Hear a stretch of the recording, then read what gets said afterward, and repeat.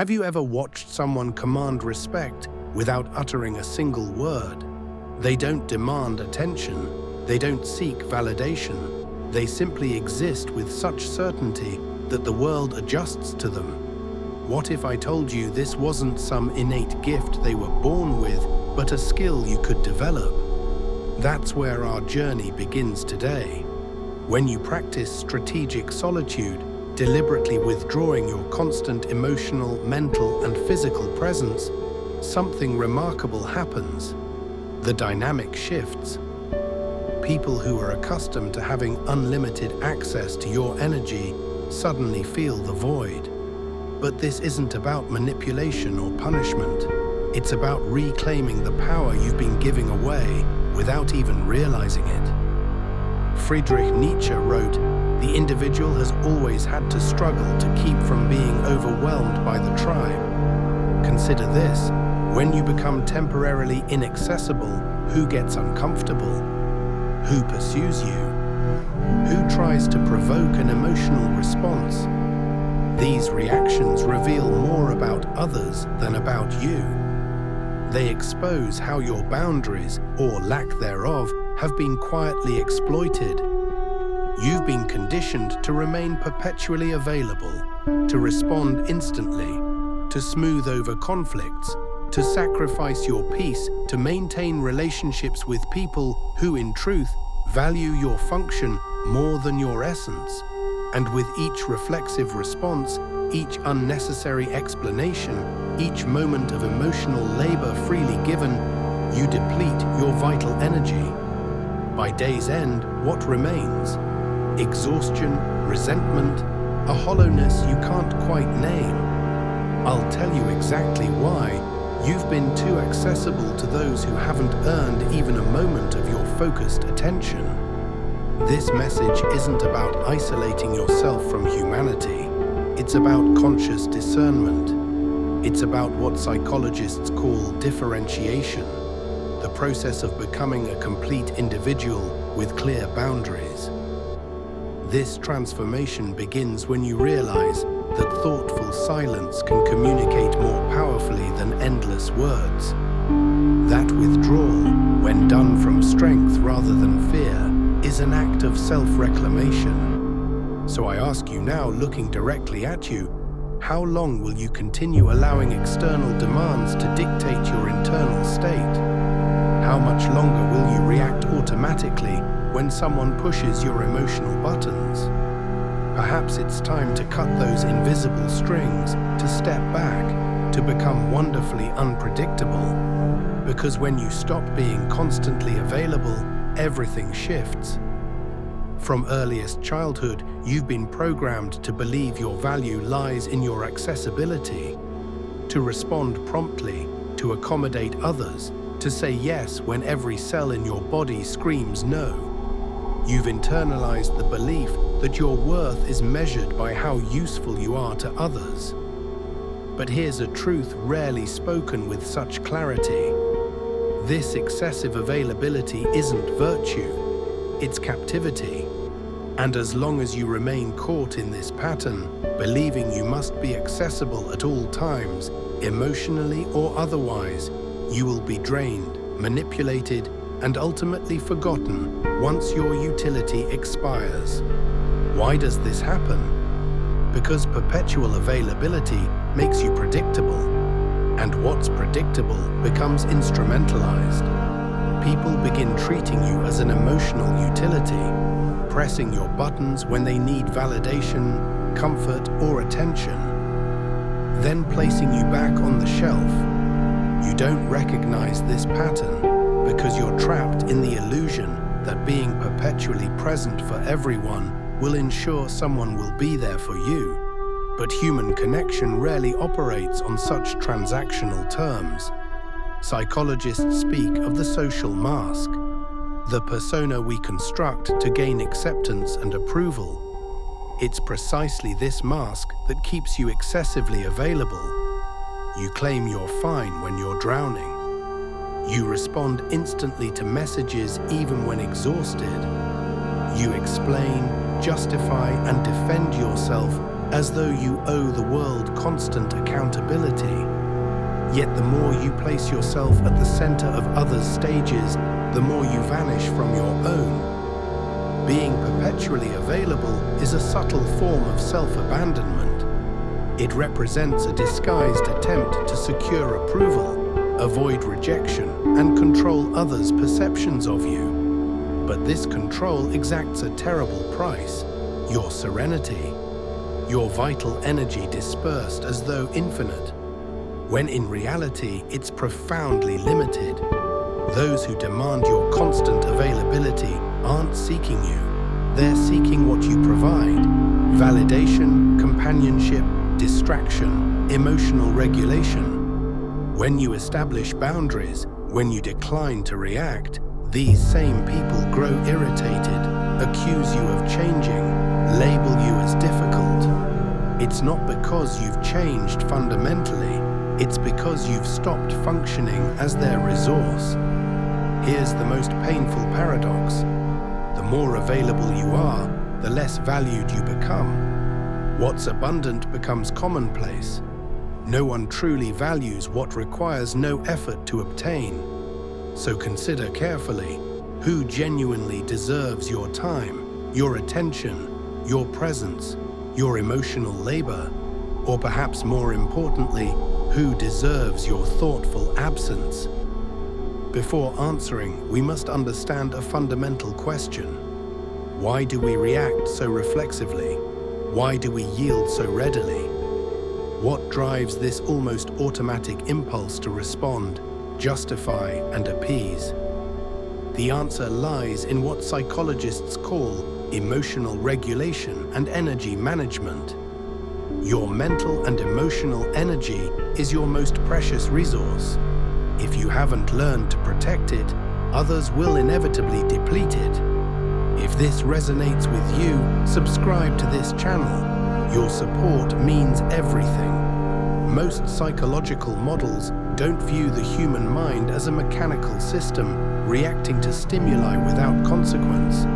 Instead, our consciousness functions as an energy ecosystem, and every thought, emotion, and action consumes a portion of that energy.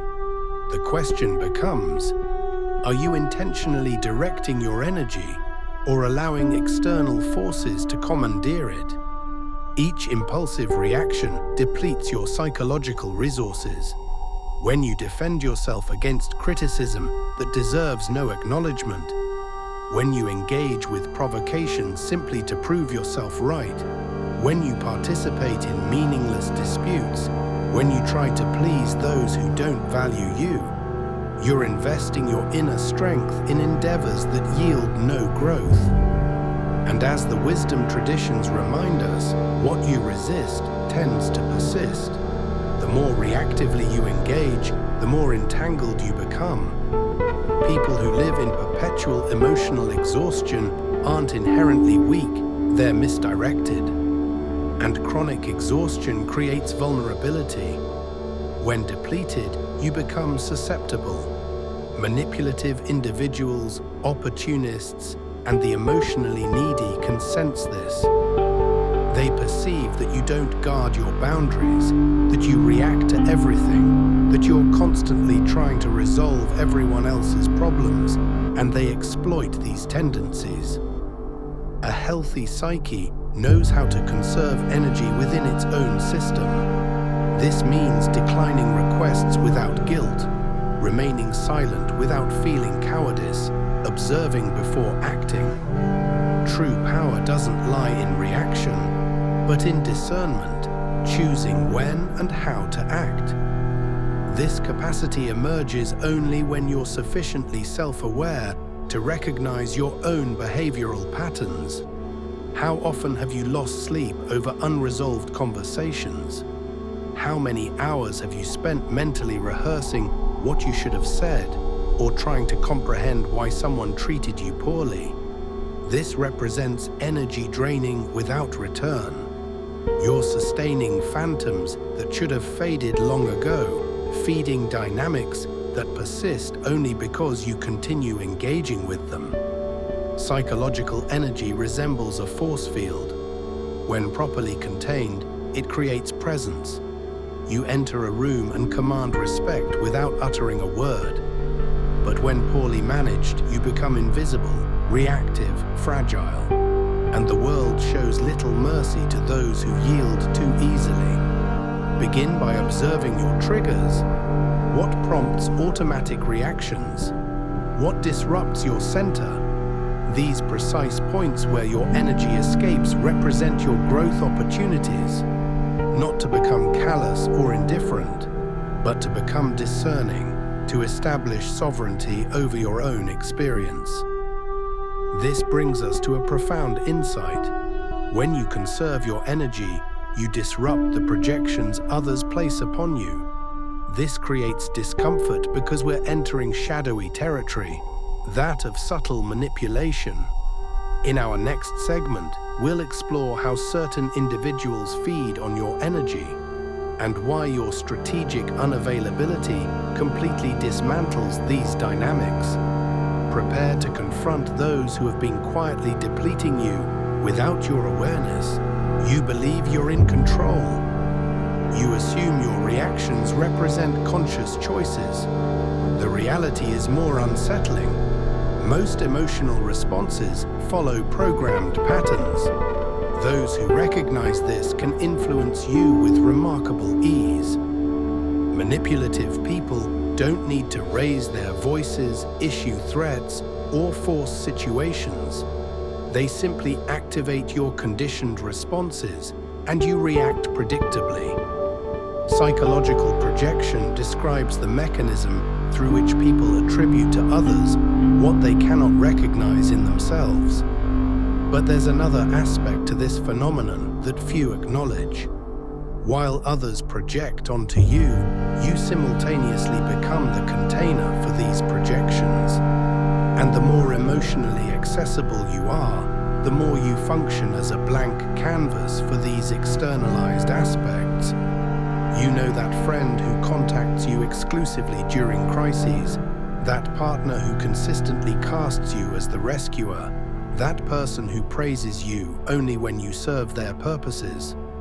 None of this happens by chance. They aren't relating to you authentically. They're relating to their conception of you, to the role you've agreed to fulfill. And why do you agree? Because you fear disappointing others, fear rejection, fear abandonment.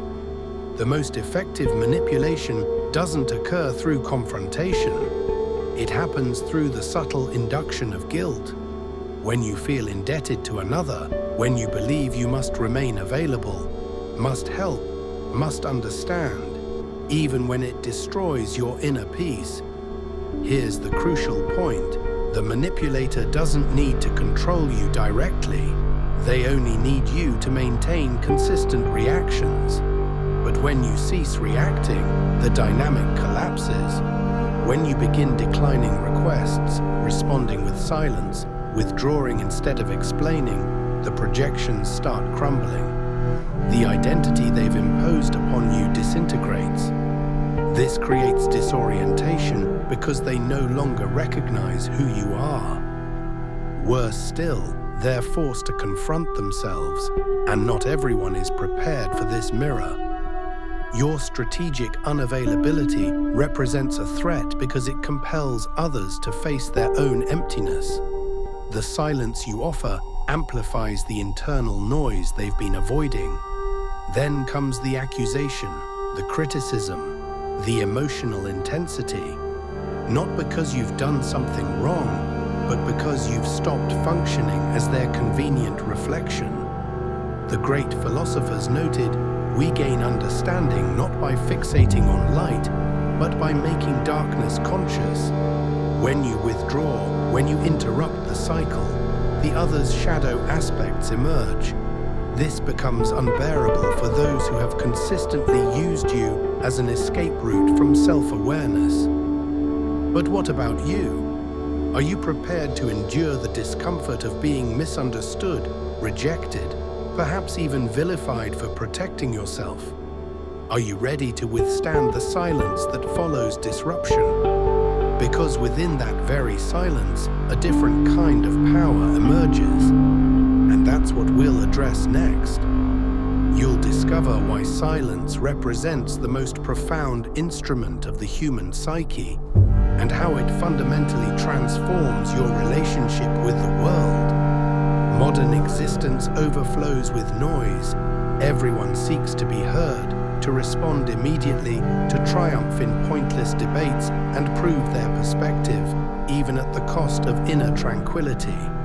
Yet there exists a power few recognize and fewer master, the power of strategic silence. Not the silence of passivity or fear, but conscious, deliberate, lucidly aware silence. Not absence, but heightened presence. The great thinkers viewed silence not as emptiness, but as fertile ground for inner transformation. When you stop reacting, you begin observing. Through observation, you perceive patterns previously invisible, emotional repetitions, manipulative tactics, self-sabotaging cycles.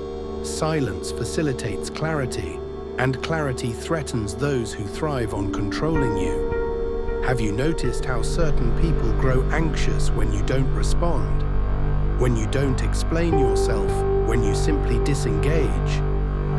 It's not because they miss your presence, it's because your silence removes their narrative control. While you speak, you remain within their framework. When silent, you change the fundamental rules. This destabilizes anyone who depends on your predictable responses. Authentic silence isn't the absence of voice, it's mastery over your own energy. It's refusing to be drawn into another's emotional turbulence. It's consciously choosing not to participate in conflicts that don't serve your growth. The process of individuation, becoming fully yourself, requires this distancing, because only in silence can you hear yourself clearly without external interference. But understand this, silence carries a price. It will separate you from those who valued you only for your functional role. It will render you incomprehensible to those who perceived you only through their projections. You may appear cold, distant, perhaps arrogant, but these interpretations come from those who never sought to engage with your depth, only with your utility. Here's the difficult truth. As you mature psychologically, you become increasingly selective with your expression. You recognize that each statement represents an energetic investment, and not everyone deserves access to your inner truth. Sometimes silence isn't retreat, it's sovereignty. It's the language of those who no longer need external validation. Silence creates discomfort because it forces others to contend with their own thoughts, their internal chaos. This discomfort reveals more about them than any argument could expose. You needn't explain your absence, it speaks for itself.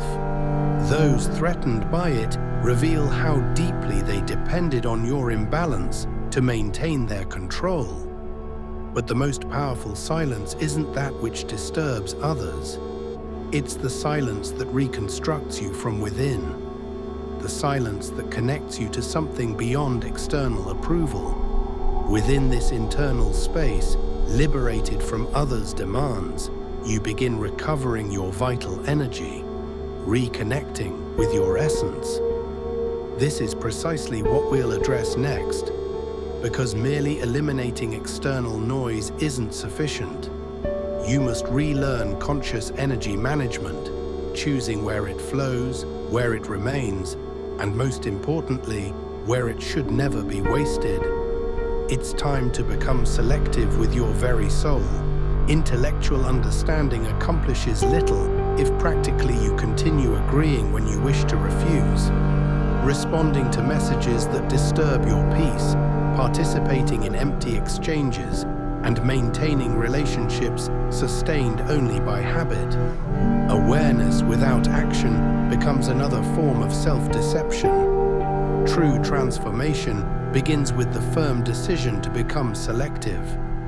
This requires emotional discipline. Strategic solitude isn't about becoming cold, arrogant, or indifferent. It's about no longer being accessible to everyone, anytime, for any reason. It's about regaining control of your energy, time, and peace.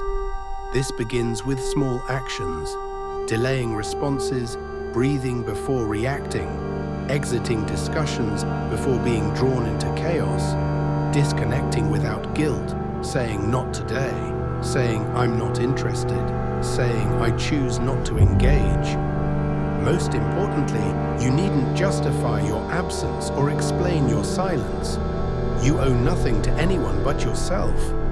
For many, this represents an unforgivable transgression because when you refuse to explain yourself, you remove their power to keep you within a narrative where you remain the helpful, understanding, perpetually accessible one. The great philosophers understood that every process of individuation passes through solitude, not depressive isolation, but sacred withdrawal. A period of inner retreat where you relearn to hear your own voice without external interference.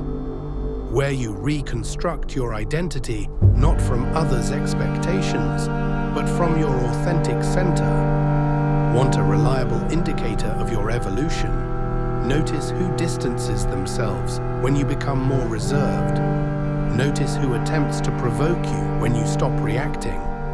Notice who accuses you of changing when you finally begin protecting yourself. These aren't signs of regression, they're evidence of liberation. Strategic solitude initially creates discomfort. You'll experience guilt. You'll fear being selfish. You'll hear that you've become harsh or cold. This forms part of the deconstruction process. You've spent your life conditioned to place yourself second. Naturally, change creates discomfort, not only for you, but for everyone who benefited from your previous patterns. Strategic solitude forms the foundation of self-determination. When you decline external demands, you affirm yourself. When you withdraw from toxic environments, you declare that your peace outvalues superficial connection. When you stop explaining yourself, you begin commanding respect, even if from fewer people. Not everyone is prepared for this transformed presence because your emotional unavailability exposes wounds they prefer not to confront. It reveals their dependence on your emotional chaos to maintain their sense of control. This precipitates rupture. With rupture comes pain, loneliness, distance, the sensation of loss when you're actually experiencing liberation. But what follows? What emerges after distance? What grows from silence? In our final segment, we'll address this. The rebirth that occurs only when you summon the courage to be misunderstood, to stand alone, to become complete within yourself. It's time to understand why the solitude of the strong represents the path to authentic freedom. When you cease being universally available, something profound begins. First comes silence, uncomfortable silence that seems to scream within you. You question your choices, wonder if you're being excessive, fear losing connections. Gradually, this silence transforms. It begins cleansing, calming, healing. Then comes solitude, not the solitude of absence, but of complete presence, your own presence. The solitude of strength, of one who no longer betrays themselves to preserve conditional relationships. In this space where confusion once reigned, clarity emerges. Where anxiety dominated, peace enters. Where neediness controlled, a new strength arises, the strength of wholeness within yourself. The philosophers taught that individuation, becoming fully yourself, requires temporary separation from collective expectations, removing the social mask, walking independently for a time. This is precisely what happens when you choose strategic solitude. You aren't fleeing reality, you're returning to yourself.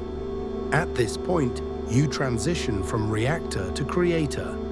You stop being shaped by circumstances and begin shaping reality from within. Those uncomfortable with your absence reveal that they never wanted you authentically. They wanted the function you performed. Now that you no longer conform, they don't know how to relate to you. This realization liberates. You will lose certain relationships, but you will find yourself. You will leave familiar environments, but you will reconnect with your essence. You will be misunderstood, but finally you will be respected. Because when you're no longer indiscriminately available, you become valuable, rare, unforgettable. Make no mistake, this represents rebirth, a new beginning, the commencement of a life where you're no longer available for emotional scraps, psychological games, emptiness disguised as connection. Now you accept only what resonates with your peace, your truth, your wholeness. If you've stayed with me until now, a part of you stands ready for this journey. A part of you understands that being loved means nothing if it requires self-abandonment. True self-respect begins when you choose yourself, even if it temporarily means standing alone. Tell me in the comments, are you prepared to be misunderstood, rejected, perhaps even resented in service to your inner freedom? Are you willing to pay the price of authentic self-expression? If this message resonated with you, write in the comments, I choose my wholeness. Let's see how many are ready for this transformation. And don't forget to watch the next video. It matters more than you realize.